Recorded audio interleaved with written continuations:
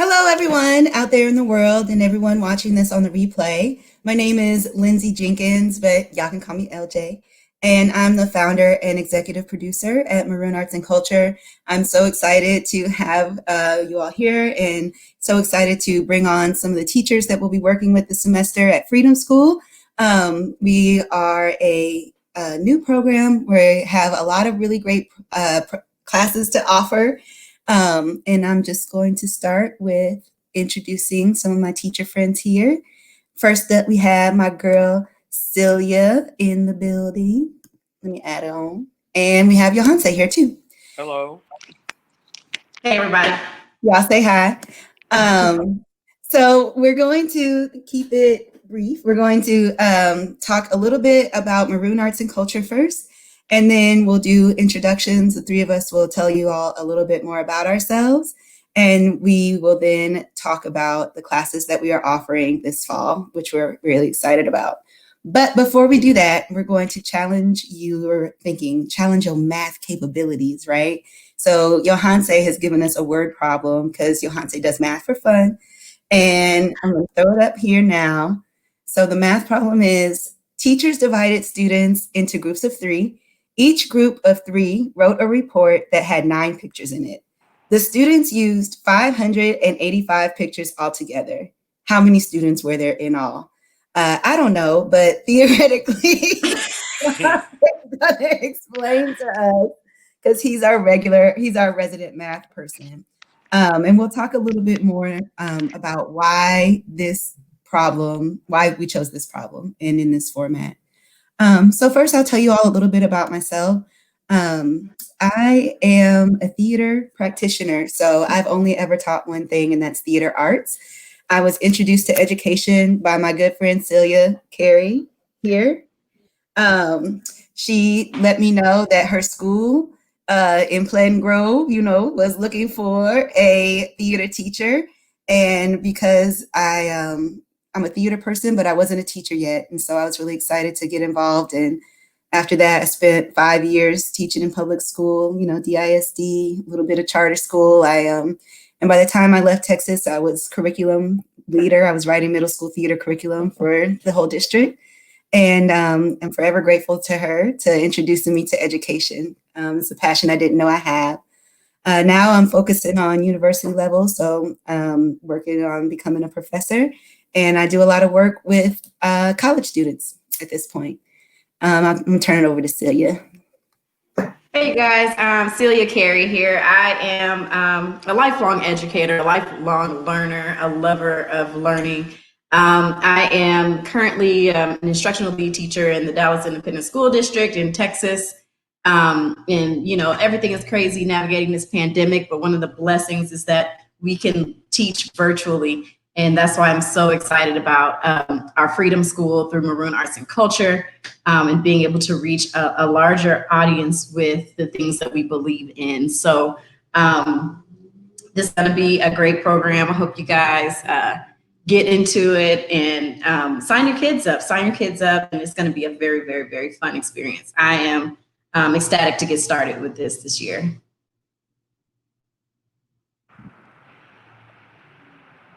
Am I next, LJ? You're on mute. Yeah? You the only one left, Johanse. Oh, it's just me? I mean, I don't know. You know what I mean? We might have some cameo appearances. Hi, my name is Johanse Sarant, also known as Johan Sarant. What else can I say? Let's see. I went to Pomona College for English major, Black Studies minor. Then after that, went to UCLA for grad school in urban planning. As I tell people, really, I was not good at math when I was in high school and middle school, had a lot of trouble with it. I didn't really have the opportunity to really get a tutor when I was younger. But once I got into college, I had a math professor who was really hard, but really explained things well and explained things very simply. As I tell a lot of people, math is really basically about the fundamentals. If you understand the fundamentals of it, then you start understanding just about every other level there is. And there's really nothing outside of math that you're ever doing except for adding, subtracting, multiplying, dividing, or a combination of all those things, also known as order of operations. Should I take this time to explain the word problem? It's actually really simple. Not yet, Not Johanse. yet? Give them a second. Yeah, give the people a second to marinate on the word Okay. problem. You know, they got to get off. As a matter of fact, let me just go ahead and throw it back up there again, just in Mhm. case you missed it. So this is Johan's challenge for the public today. So I think that before we get into the different classes, I just want to give you all an overview of Maroon Arts and Culture and what it is that we do. So at Maroon Arts and Culture, I'm going to put myself up here. So at Maroon Arts and Culture, our mission is empowerment through arts education and cultural programming. I found myself having a hard time, even before this current environment, finding a place where I could get in where I fit in terms of the art world, the education world, the theater world. And so, like so many Maroons before me, I decided to try to carve out a space for myself in the wilderness. And just like the Maroon communities that come before me, I cannot do it alone. So this is an organization that is, we're dependent upon community. We're all about building community, building networks, and creating systems where we can all just kind of help one another, depend on one another, and, have some agency when it comes to telling our stories, educating our students, and just basically, existing, as stress-free as possible. So that's the mission of Maroon Arts and Culture. If you have any questions or if you want more information, you can always go visit our website. Our website is www.maroonarts.com. And there it is on the screen. Ta-da! So that's a little bit about the organization. As far as Freedom School is concerned, this is a new program. So we are excited to have it grow over the next few semesters. This semester, we're offering these 4 courses, but we are interested in adding to the roster as soon as, for the spring and into the summer. We've got some really exciting partnerships lined up. So hopefully soon we'll be able to offer even more. But I think now we're just going to jump into talking about the different courses. And I think we'll have Johanse go first too, because he's got open house for his school coming up soon. So we'll have Johanse go first. And let me see, let me put you up here. And let's put your math problem up here too.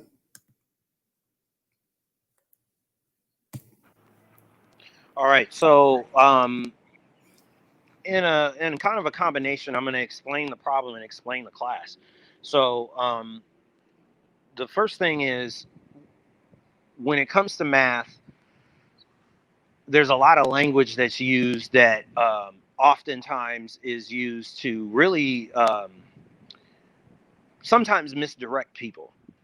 I say to a lot of people, a lot of times our issues with math is that we don't communicate it well. We don't communicate it in layman's terms. We usually don't simplify it. And a lot of times that we get math word problems, we're not sure where to start or actually what the question is asking. A lot of times you also get a lot of unnecessary information, a lot of things like that. But once you actually understand what the question is asking, it really isn't that difficult. So let's take a look at this one. Teachers divided students into groups of 3. Okay. Each group of 3 wrote a report that had 9 pictures in it. The students used 585 pictures altogether. So how many students were there in all? Now, it's very easy to misread this question as there's 3 groups of students. But no, they were divided into groups of 3. Now, it says each group had 9 pictures in it, and there's 585 pictures. So what we want to figure out is how many students there were. Okay, well, if we have 585 pictures and each group had 9, then basically if I divide 585 by 9, then I'll figure out how many groups there are. So we do 585 divided by 9. I'm going to do that in my calculator here. 585 divided by 9 is 65. Okay, so there's 65 groups. 65 groups had 3 people in each group. So if I do 65 times 3, I'm going to get 195. So there you have it. That's it. I didn't do anything complicated. All I did was some multiplying and dividing. So when it comes down to it, the idea of math empowerment, and the empowerment we're talking about is to actually understand the language of math and to understand really what some of these questions are asking for, how to look at word problems. A lot of times what I start my kids off with are riddles.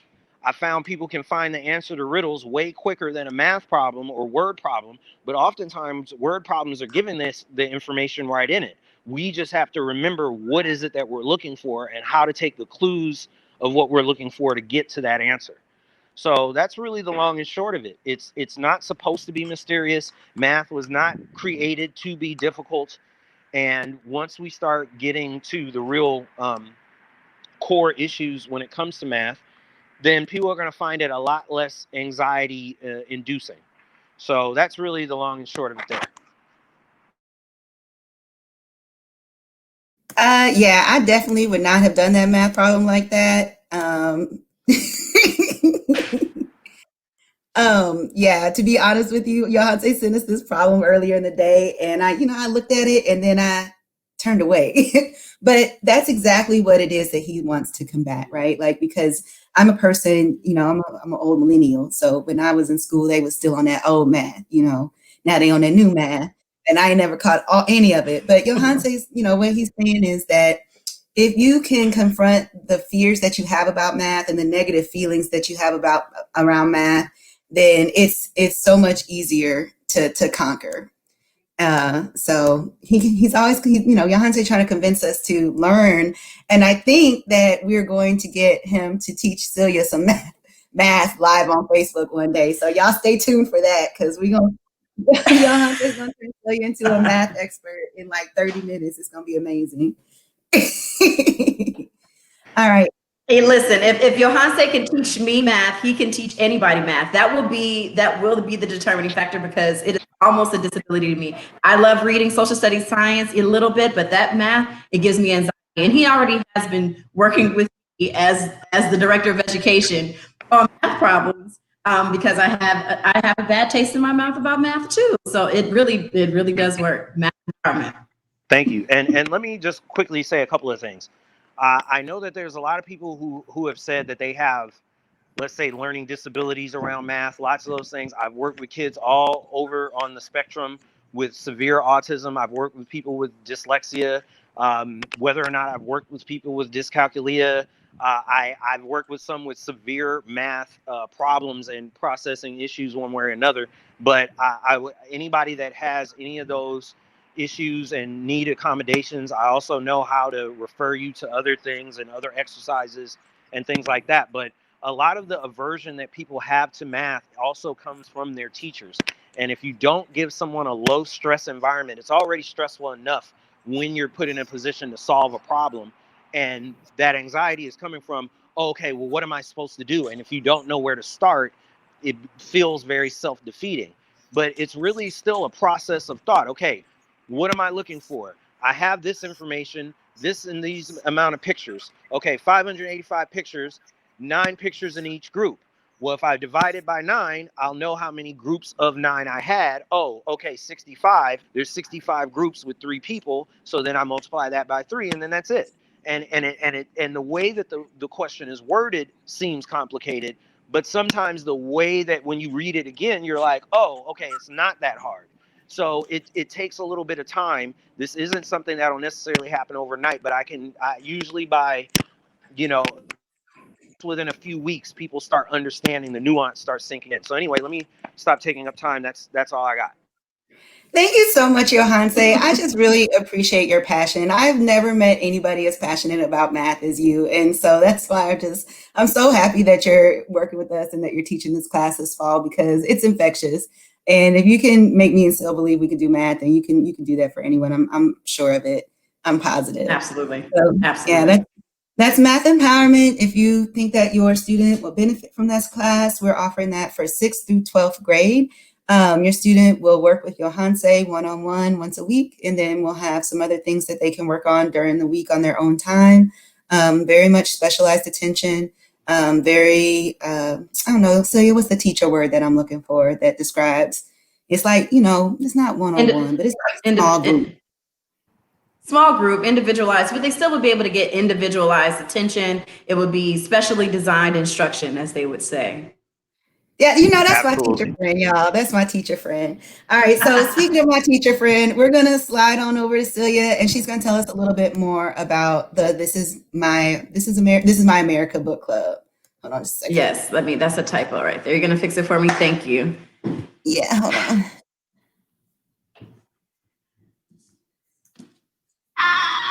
Hey y'all. All right. So Johanse is on his whole soapbox about math, but there's nothing I love more than reading. And the thing I love about Maroon Arts and Culture, if you don't know what a Maroon is, by the way, Maroon was a person of typically of African descent that found their way to freedom when they were the rebellions, and they created their own communities. And so often in public education, which is where I've been the entirety, most of my career. We get books and stories that are told from the majority perspective in this country, which is typically white Americans, right, or European Americans. And so a lot of students who are minority, African American, our Black and brown kids, they disconnect. The story doesn't connect to them. They can't relate to the events. They don't understand the lingo and the language. It feels very disconnected. Sometimes the stories are so old, the kids don't even know the words that are in the stories. And yes, it's good to read those things and to think about it, but we end up with kids in high school who don't like to read novels at all. It's the same kind of thing, right? Like we were talking about with the math empowerment. They think reading is boring, because I would think reading was boring too if all I did was sit at a desk with a passage and select A, B, C, or D. So I try to instill in my students that reading doesn't really look like that. People who read for fun, we lay in bed at night, we read a book in the tub, we lay out on the beach if you have a beach, and it's a relaxing, fun experience. So with this book, This Is My America, it is a new release by Kim Johnson. The lead character is a young African-American girl who's in high school, and it's a lot of juicy stuff in this story, and it's touching on things that are current. There's issues with police brutality, Black Lives Matter. There's issues with our criminal justice system, the dynamics between the white and Black communities, and it is a page turner. It's as soon as you think you understand what's going on, they throw in another plot twist for you, and so. With this book, we're going to read through it together. We'll have virtual meetings together like this. We'll use other apps such as Padlet and Wakelet and Flipgrid. If you don't know what that is, it's all good. And with that class, we'll do activities and we'll connect the relevant things in here to the things that's happening in our world today. And so I really want kids to get the experience in this book club that adults get when you go to Oprah and she has the book club and you go pick up one of the books that she says, or a group of girls get together like me and LJ used to do, and our other friend Bianca, and we'd read books and we talk about them, and we eat snacks and watch TV. I want kids to have that experience because unfortunately, as we move to the digital world, people are getting away from paper books. Smells good. And I want kids to have that love that I have. I want them to feel that passion. And so through this book club, I want to get a group of kids together, ages grades 6 through 12, because there are some higher level themes in this book, and show them what it's like to just think and talk and work through a text that you're enjoying and you understand, that's in a language written by a Black woman from a Black girl's perspective with Black characters in it,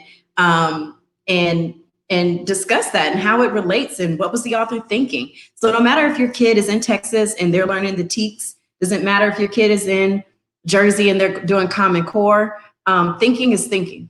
Every single learning objective for reading is inference, author's purpose, vocabulary, and that's what we'll be doing with this text, okay? It doesn't matter what type of standards your kids are being held to, because the truth of the matter is if a kid can think through a book and they can analyze through a book, when they get on a standardized test, picking A, B, C, or D is going to be so easy for them to do because they'll be a deep thinker and they'll know how to work through the text. And that is my goal for working with kids through this story. So I really, really hope you signed your babies up and get them into the class. The other thing I'm going to mention before LJ comes back on is that we are, Johan and myself are interested in teaching an SAT and ACT prep course. We've had some parents reach out and say that they are interested in that. I would be teaching the verbal portion, absolutely, only, of course, and Johan would be teaching the math portion of that test. And so if you have juniors or seniors or even sophomores, if they're getting ahead of the game, who are looking at taking SAT and ACT prep and they want to work with teachers who see them, sign them up, and we can work with them and we can meet them where they're at.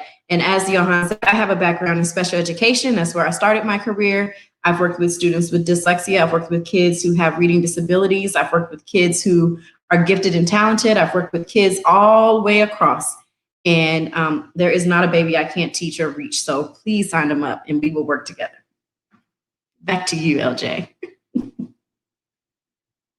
You're on mute. I'll unmute you because I'm the host right now. I got it. All right. Thank you so much, Sil. I really appreciate you. Let me unmute Johan in case he wants to say something. But yeah, we actually just, Johan muted himself.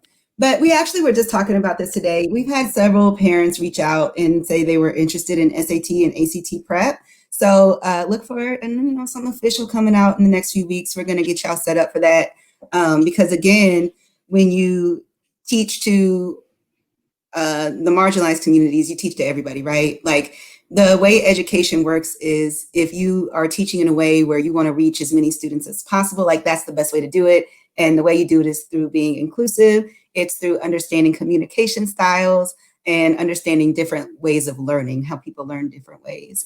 Yeah, so that having been said, I'm going to talk a little bit about what I'm doing, what I got going on. These are my friends that are teachers, right? They don't, they don't really brag on themselves too much. I'll brag on them, but they're all certified, K through 12, everything. Hanse has 20 years of math teaching experience. Our director of education, of course, is very, very experienced as well.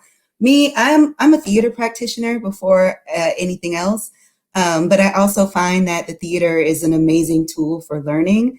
In my experience teaching middle school, I found that students in my theater classes often did better in their English and literature classes and in their writing classes as well, because those are skill sets that we practice in theater. A lot of times when people think about the theater, they think about acting, improv, performance, and all of those aspects are very important. But since we're living in this new reality where some of those things are hard, I think that now is the time that we really introduce our students to the other sides of theater and allow them to really stretch themselves and really use their imaginations in those areas. So the classes I'm teaching, first up is playwriting for teens. I'm excited about this. I love teaching playwriting to young people because young people have amazing imaginations. A lot of times once you get older and then bills start to kick in, sometimes it's harder to access that creativity, access that imagination. And so through playwriting, I really like the idea of being able to help them practice it so that they can maintain it. If you encourage your students to write their stories down, to tell their stories, to identify what stories they think are important, then you teach them, like Celia said, to become deep thinkers and to access that creativity and access that imagination so that when they get older, they're not living in a black and white world. They understand color and nuance, and they understand background, people's different backgrounds and things like that. So I definitely think playwriting is a powerful tool for teenagers, especially in this new reality where everything is kind of happening through live stream. So teach them how to write dialogue for a play. They can write dialogue for other things as well. Also, writing is something that is sometimes hard to practice. So it may be difficult to practice writing an essay. It may be difficult to practice writing a novel or something, a piece of fiction. But if you ask students to write a dialogue, you could even start with, what's a conversation you overheard? Write it out. And then they can really kind of understand how to create tension, how to create stakes, how to create a juicy story. Excuse me. I find that a lot of our students of color are natural storytellers. When you ask your students at the end of the day, hey, what'd you learn today at school? And they tell you with the gestures and the facial expressions, and they're like, and then she was like, that is performance, that's theater, that's acting, that is retelling stories, that's oral tradition. And if you have a student that is like that, you put them in this Playwriting for Teens class, and we can take that raw ability and turn it into something that will benefit them in their core content and in their everyday classes, in their school classes. We'll also be, there as a part of the Playwriting for Teens program, we're going to do a 10-minute play competition. So if you are enrolled in the Playwriting for Teens class, then you already have the option to participate in the competition. I'm reaching out to people right now trying to get a really good prize. So it's not just going to be in concept. It's not just going to be the idea of playwriting. We're going to sit down. We're going to talk about brainstorming. How do you take it from an idea into a script? And then we're going to go through a process, and some of these students will have their work produced for the public, which I'm really, really excited about. The other course that I'll be teaching this semester is the Drama Critics Club. So I'm a freelance dramaturg, which what that means is I do artistic research. When it comes to the theater, there are so many aspects of the theater that people don't always know about. You got your actors, your directors, your producers, but then you have people like me who are really into the text, like to do close readings of the script. When I teach university students about dramaturgy and what it is that I do, I let them know, like, we're looking for Easter eggs. We're looking for clues. We're looking for hints that the playwright left us to help us better understand the world of the play. And I use that information, and I give that information to directors and actors and designers, and they take that context and they create something that's three-dimensional from the pieces of from the words on a paper. And so I really hope to, with this Drama Critics Club, I really hope to encourage young people to get into that side of the theater as well, because not all of our creative students, not all of our theater students are actors. I know that when I was in middle school and high school, I've always been a theater person. I did the church plays growing up, the little Easter speeches. I was in high school musicals. I have a bachelor's degree in theater and I have a master's degree in theater. But I'm not a performer. I'm not an actress necessarily. I've done a little bit like we all have, but that's not really my bag. And so it took me a little while to figure out where I fit in this world if I'm not wanting to be on stage. And so part of the reason why I'm into this Drama Critics Club is because I want our students, our creative students, to know that there are so many avenues out there for you. You don't have to be an actor to have a creative career. You don't have to be a director to work in the theater. You can be a nerd like me that likes to read. So, so somebody was asking, how does a dramaturg differ from a script supervisor? So on film, if you're working on a film set, the script supervisor is a person that's in charge of continuity, and they make sure that things that are mentioned or seen in the script, that they are consistent throughout. A dramaturg is kind of like a script doctor. So if you're working on a new play and you're like, oh, I'm working on this new play, something ain't right in that too. I don't know what it is, but it's not really working for me. Then you can give it to me. I'll read it and I'll ask you thought-provoking questions. I'll give you my impressions of the play and I'll say, well, have you considered X, Y, and Z? And then hopefully help a writer get clarity. If you're working on an existing production, let's say you're working on Hamilton, for example, and I'm the dramaturg for Hamilton, then what I would do is I would make sure that the actors, the directors, the designers, and the audience are all fully informed on the historical and cultural context of the time period, as it relates to American history, like where are we in the birth of the country, and what does that mean? Also, character backgrounds, any words that you may or may not know.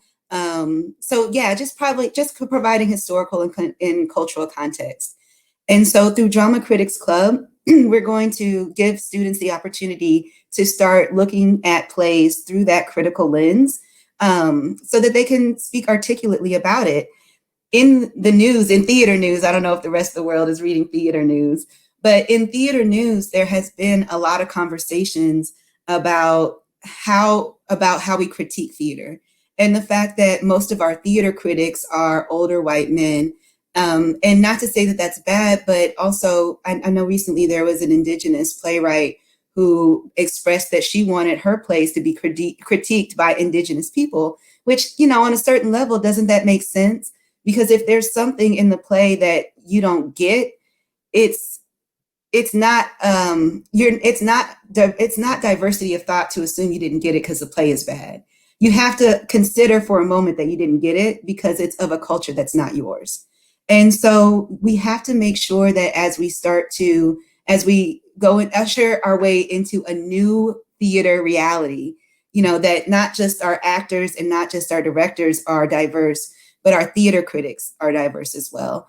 And so I think that that's part of what I'm trying to do here as well. I want to make sure that as the theater world expands and moves forward, that we're not just like casting more people of color, that we're also taking it all the way through the ranks, all the way through administration and into dramaturgy and criticism as well. And also in teaching. And, I wish I would have more Black theater teachers in my day. I think I was in my second year of grad school before I had my first Black theater teacher. And so I just want to make room for that in the theater world and make room for culturally diverse voices in the theater world. So there's that. And then with Drama Critics Club, super important point I almost missed, but we will be selecting plays from the Ferguson Theater Syllabus. The Ferguson Theater Syllabus was created by a group of theater artists in the wake of Michael Brown's murder in Ferguson, Missouri. And they decided that if we're going to be teaching theater, there's so much theater that has a purpose. And so they created a curriculum around social justice. And so those are the plays that we'll be going through the Drama Critics Club. We'll pick a few this semester. We'll pick a different set next semester. And then eventually, hopefully, we'll get through the whole curriculum. We've got some really exciting things coming up with that as well. I think we're going to have some conversations with one of the writers of the curriculum. And so by choosing the Ferguson Theater Syllabus, we're going to not only we're not only going to put on our critical thinker hats, but we're going to put on our critical thinker hats and some social justice lenses, and just make sure that we're being thoughtful in the way that we read plays and in the way that we enjoy art. So I'm really excited about Drama Critics Club. It's something that's really close to my heart because that's kind of that's the class I would have wanted to take when I was a young person. So really excited about Drama Critics Club. We're going to be recording some things and turn into a podcast. So if that's something that you're interested in, there will be some audio elements. We'll have more information on that coming out soon. So yeah, again, Playwriting for Teens. Again, this is teens, so 13 to 18. Drama Critics Club, maybe your older students, because some of the themes in the plays are a little heavy. But I'm not going to put any limit on it because I know some of y'all have some really gifted and talented students out there. And I know that, some of your younger students can handle these themes. And so if you want somebody that can help walk them through these themes, really help them think about them from all directions, 360 degrees, then sign your students up. And I really hope to see you all in those two classes. I'm going to bring Celia back for a bit. Here we go. Let me take this down. Awesome. So Celia, did I forget anything? You know how I do. I do not think you missed anything. I think everyone can hear the passions we have for our respective content areas. I just want to push the folks that are watching today to reach out to their friends who are homeschooling their kids, their friends who want a different learning experience for their kids. I think as Black folks become more woke, there's nothing else you can say besides that. We want a different type of education for our kids. We see what's in these textbooks. We don't really agree with what's in it, but we feel kind of backed into a corner to send our kids to school because that is, that's what goes along with if you want to have a job where you work a 9 to 5, right? So I want to urge everyone who's watching to reach out to your friends, especially Black and Brown friends, Indigenous friends, and if they want their kids to have something that is meaningful, that is relevant, that touches them, that they can just be themselves with educators who are passionate about their craft, tell them to send their kids our way. We will keep them. We will take good care of them. They will emerge deeper thinkers. They will emerge. Their IQ may be high, but we're going to add a couple more points on that thing because push that thinking. We're going to push that thinking. If you have kids who are struggling learners, we're going to push their thinking too. Just because they're a struggling learner doesn't mean they can't be pushed to think.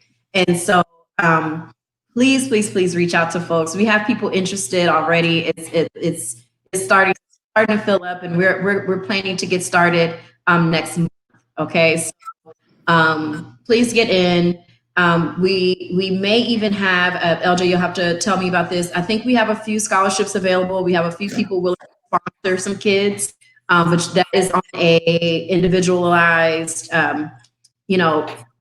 basis. So you would need to reach out to us, via email or through our website at maroonarts.com, or our email at info@maroonarts.com, and we can work with you and your family individually. We do not want funding the only reason you don't include your kids here. We are a nonprofit. We care about reaching kids, teaching kids, and working with kids by any means necessary. So please, please, please reach out to us. Don't let that be the reason why you don't enroll your babies with us. And it is all online. It is all virtual. I think Johan and myself are using Google Classroom as the platform. And so if your kids most kids are very familiar with that platform. And so it won't be too much of a learning curve with that. I'm not for sure. I think LJ may be using Padlet and some things like that. So that's all. Yeah. No, thank you for reminding me, Celia. Yeah, if you have any questions or if you have any concerns about tuition, please send us an email and let us know. Our mission is empowerment through arts education and cultural programming, and we just want to complete the mission the best that we can. If you are a person that can sponsor a student, please also email us, because the more donations we get, and make it specific, say, hey, I would like to sponsor a student for Freedom School, and I will contact the list that we have, and I will say, hey, somebody generously sponsored your student. So that would be so exciting. And it could be anonymous, or it could be, I'll name it after you, whatever you need, just let me know, because we want to get as many students in this program as possible. I'll also add too that, yes, these classes are designed to amplify marginalized voices and to kind of bring a little bit more balance to what it is that students are learning. So consider that a level set. If you're an ally, if you're a non-Black person, a non-brown person, you can still enroll your student in this class. Just know that this is where we're coming from, but this kind of teaching and this curriculum is for everybody. Absolutely. It's anti-bias and it's inclusive. And so, we heard that that's what parents were wanting. And so we're doing the best that we can to provide it. I'm really excited about it, Sil. I can't wait. Officially, so I guess y'all probably want to know when we're going to start. We're going to get started on October 24th. That is a Saturday. Depending on how many students we have in each class, we're going to try to see if we can work out times for everybody. But yeah, so the official, the official date is October 24th, 2020. That's when Freedom School starts. Registration is open right now, so please sign your students up. Sign them up right now. Yes, right now. Because the first day of class is quickly approaching. And I really hope that anybody out there watching understands that we are three friends, and we have another friend, my friend Brooke, she doing stage manager stuff like how she do. But we're just honestly a group of young, I'm young, they not that young, but we just honestly Oh, she didn't. We're just a group of educators and artists, and we're passionate about what we do.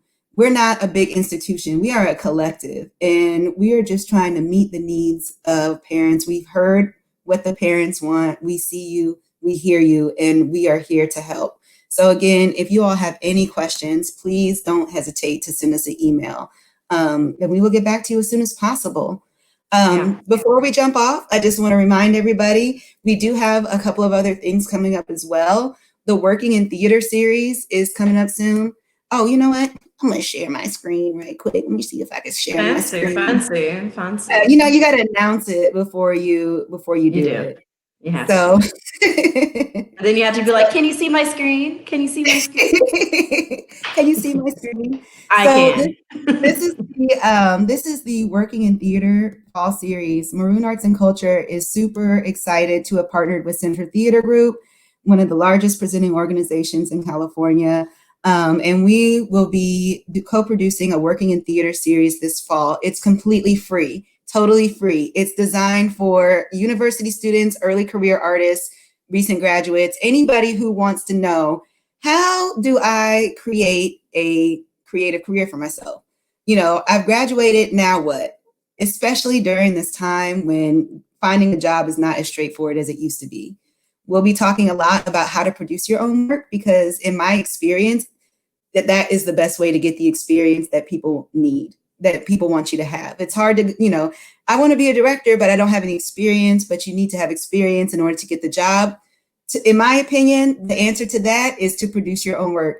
And then if you do it often enough, maybe you'll be like me and you'll say, you know what, I think I might be okay over here. Maybe I don't even need to go work for other people. So if you are interested, please sign up. Registration is completely free. This program is starting pretty soon, so October 9th rather. And we'll have we're going to have some guest panelists once a week. We'll have a panel of different artists in different disciplines. So it'll be really good. In addition to this Working in Theater program, there is an application process for a boot camp. So if you are interested in really diving deep, let's say that you have a specific idea, like there's a show I want to do. There's a show I want to do, but I just don't know how to start. Apply to the boot camp program, the Working in Theater boot camp program. Tell us your idea. We're going to limit it to 20 students because I think right now we have quite a few applicants. We're going to limit it to 20. But if you are passionate about getting your project off the ground, apply to this program, and it'll be in addition to the weekly webinars. We will get down to the nitty gritty. We're going to create budgets. We're going to create marketing plans. We're going to talk about streaming platforms. We're going to talk about COVID safety when producing events. So if that's something that you're interested in, please make sure that you check that out. It's the Working in Theater program, Center Theater Group, and Maroon Arts and Culture. Did you have something you were about to say? That's free. Yeah, I was going to say that's free. Free 99. Free 99. Hold on, let me just make sure y'all know how much it costs. And they can find that link through our website, correct? They can get to yes, they can. On the screen. Yeah, they can. If you go to maroonarts.com, go to Freedom School at the top, you'll see the link for Working in Theater program. It's going to be great. I mean, I'm not saying that I have some top secret panelists that will be sliding through, but you do, because you sneaky like that, and I know you. You know how I do. So it's going to be great. And again, it's totally free. All you need is to register so that you can get the link in your email. And that's really soon. I mean, that's on the 9th. So get in there, guys. Get in there. Yeah. And the application for the boot camp closes this week. Thank you for reminding me. Get in there. Yeah. Like click on it. Like do it. Just do it now. Just do it right now. Here, hold on. I'm gonna put this let me put the link up for y'all so y'all can just see it. I'm gonna put it in the comments. So yeah. I was going to say, if they think of any questions, the folks that have been watching, hit us up on the email. Hit us up on the email, and we will respond to you ASAP. If you know us personally, because this is a word of mouth business, you can definitely send me a personal message through Facebook, and I will respond to you right away. Awesome. The other thing we have going on is we're going to start some weekly yoga classes taught by yours truly. I've been practicing for 10 years. I've been certified yoga teacher for 6 years. I do prenatal, I do yoga sculpt, I do yin, I do everything. Basically, I'm responsible for Celia successfully delivering her child. My prenatal yoga is what made it, a success, Factual. That's a fact. That's a fact. She's not being sarcastic. The yoga, she helped me tremendously while I was pregnant with my son. So absolutely. So we got weekly yoga coming up, and we also have some other things coming up too. So make sure that you follow us on social, Facebook, MaroonAC, Maroon Arts and Culture. We're on Twitter. The Instagram is being built. It's going to be a digital archive. So go ahead and follow now so that you can watch it grow. And I think that's it. I think that's all we got coming up. Somebody's going to tell me I forgot something, I'm sure, because you know how I do. Got the This Is It My America book club, math empowerment, Playwriting for Teens and Drama Critics Club. So please sign your students up as soon as possible. We cannot wait to meet you. And we cannot wait to, encourage your learners. So you got anything to add? I have nothing to add. This has been so fun. I wish we could just do this every week, but I think we will be using this platform. I will be doing this every week when I'm teaching this. This is what the book club will feel like. That's what I forgot. That's what I meant to say. So in addition to this open house, we do have some lives coming up. Johanse is going to teach Celia math live on camera. So I hope they're ready for that. And we're also going to be doing Educators of Color Happy Hour. So we're going to bring our teacher friends on. We're going to have some cocktails and talk about the state of education. So be on the lookout for that. Make sure you follow us. I think that's it. I'm about to conclude with the benediction, but you can't do the benediction without the offering. So if y'all are feeling so inclined, remember, we are a nonprofit arts organization. We are a new and emerging organization. We are passionate. We are working. And if you have any, if you want to put 5 on it, you can slide into that Cash App, MaroonAC. I don't know if there's any other arts organizations that got the Cash App, you know what I'm saying, on the live stream, but this is 2020, it's how you do it. So listen,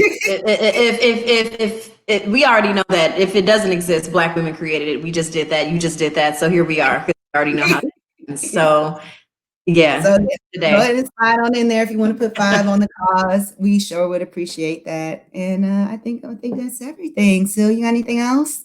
No, that is all. You guys, please visit the website and give us a chance to work with your babies. You cannot wait. We're very excited. If you can't feel it through the screen, you got to be insane if you can't feel it. Okay. Yeah.